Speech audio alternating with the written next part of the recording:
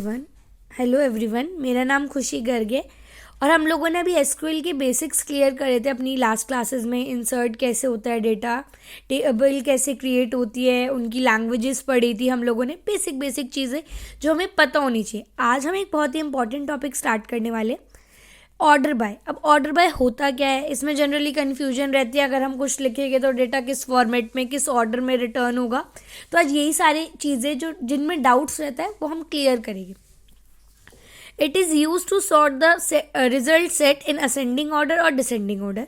आपका जो result set होगा वो या तो असेंडिंग ऑर्डर में भी आ सकता है या फिर आपका डिसेंडिंग ऑर्डर में भी आ सकता है। उसके लिए कंडीशन होती है।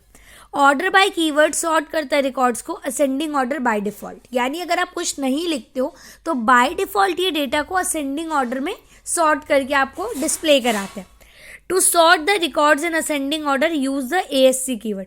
अगर आपको असेंडिंग ऑर्डर में इसको सॉर्ट करना है डेटा को, अपने रिकॉर्ड्स को, तो आपको ASC कीवर्ड लिखना पड़ता है। To sort the records in descending order use the DESC keyword.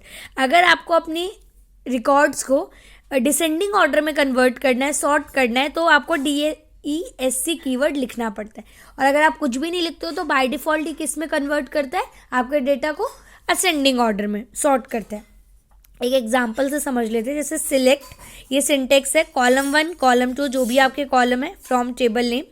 Order by जिसको करना है आपको, ठीक है, कंट्री, असेंडिंग या फिर डिसेंडिंग, जिस भी ऑर्डर में करना है। अब देखो, select star from student. Star का मतलब है हम लोगों ने पूरी टेबल सिलेक्ट करी है, सारे कॉलम्स, स्पेसिफिक कोई कॉलम नहीं लिया। ऑर्डर बाय, किस में ऑर्डर कर रहे हैं, किसके अकॉर्डिंग, कंट्री के अकॉर्डिंग ऑर्डर होगी पूरी टेबल।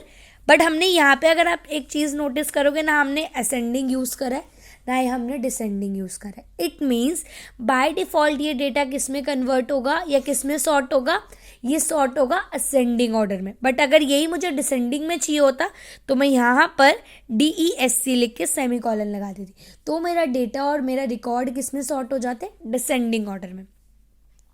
होप आप लोगों को ऑर्डर बाय समझ आया होगा।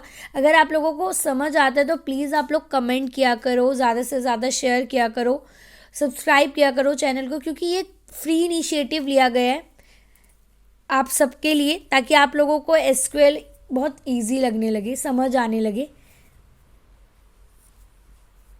Thank you so much for watching my videos.